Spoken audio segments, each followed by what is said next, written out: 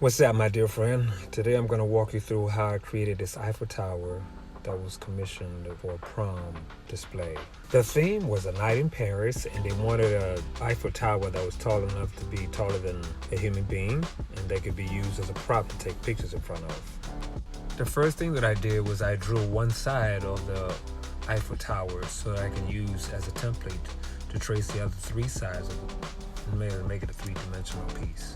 The materials that I chose to use for this project included 12 science display boards, X-Acto knife, and hot glue gun. Once I was satisfied with the original drawing of drawing one side of it as detailed as possible of the Eiffel Tower, I then cut it out using an X-Acto knife. And then once I was done with that, I used that to trace 3 more sides as detailed as possible, cut those out, and then use the hot glue gun to glue all sides together.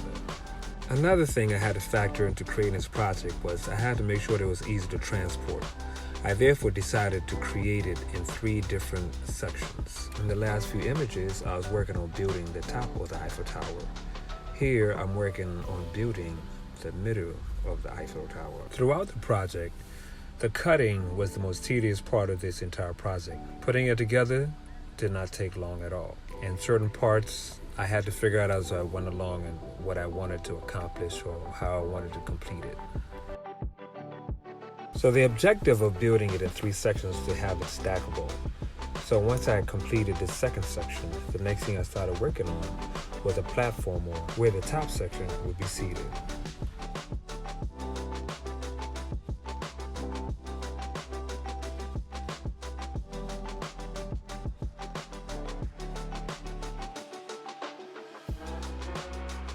And this is how the top section would sit on the midsection of the Eiffel Tower. In order to strengthen the midsection of the columns of the Eiffel Tower, I decided to cut some more pieces out to be used for the inside walls.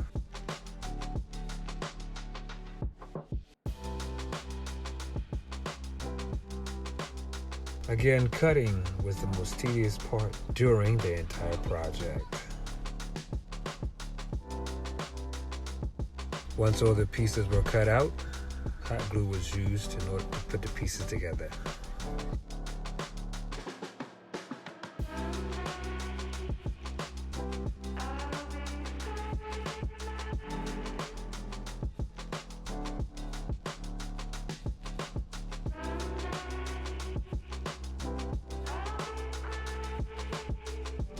Once the top and the midsection were completed, it was now time to construct the bottom of the Eiffel Tower.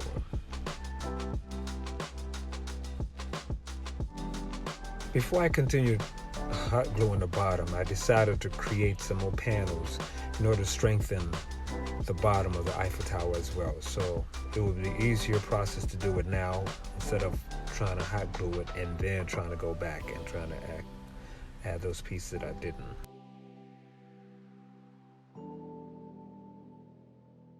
Once the 4 walls were constructed, it was now time to build the top part of the Eiffel Tower and where the second section would be sitting.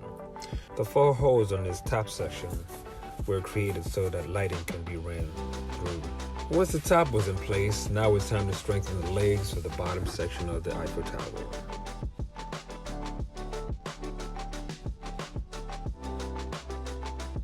And here's what the top section, the midsection, and the bottom section look like together. The last thing that we had to work on was building the light box at the top of the Eiffel Tower. And here I drew the major template of what size I wanted it to look like or wanted it to be. And from there, I started drawing sections and size to make sure it fits the way I wanted it to fit. And did I already share that cutting was the most tedious part of this entire project? I hope you know that.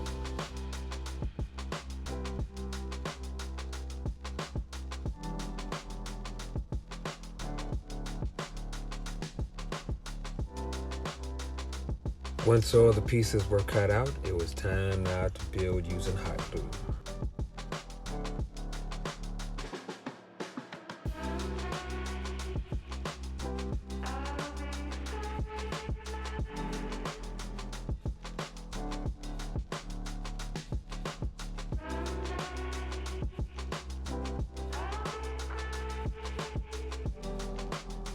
Once it was done being constructed, it was time now to add it to the rest of the Eiffel Tower. I chose to reinforce the top part of the Eiffel Tower using foam core, and then I also chose to reinforce the bottom section of the Eiffel Tower to make it stronger.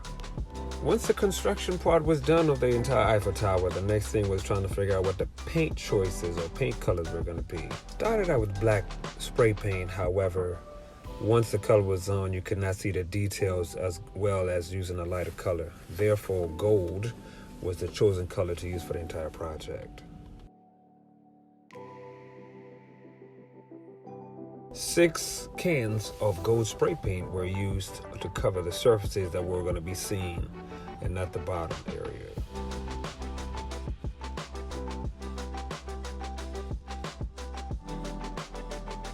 And this is what the entire project looked like once it was finally painted from top to bottom. Lastly, we wanted the Eiffel Tower to light up when you turn the lights off or when lights are dim. So therefore, I chose to search on eBay and Amazon to find some lights that could run from the top of the Eiffel Tower all the way to the bottom. And I was able to find some curtain lights that had a USB port. Therefore, you can use any charger or plug in order to plug it to the walls. This was beneficial because now the Eiffel Tower could sit anywhere and would not require a plug near a wall. The lights can now operate and stay on for as long as the battery part is charged. Lastly, I was asked to create 3 wall panels that can also be used as a backdrop to take photos to go along with the Eiffel Tower. And this was the last of the build using the extra science boards. And here's the final product and what it looked like as a display at prom. The Eiffel Tower and the 3 boards. Overall, the project took about 2 months to build, off and on. Anyways, thank you for hanging out with me. Please like and subscribe.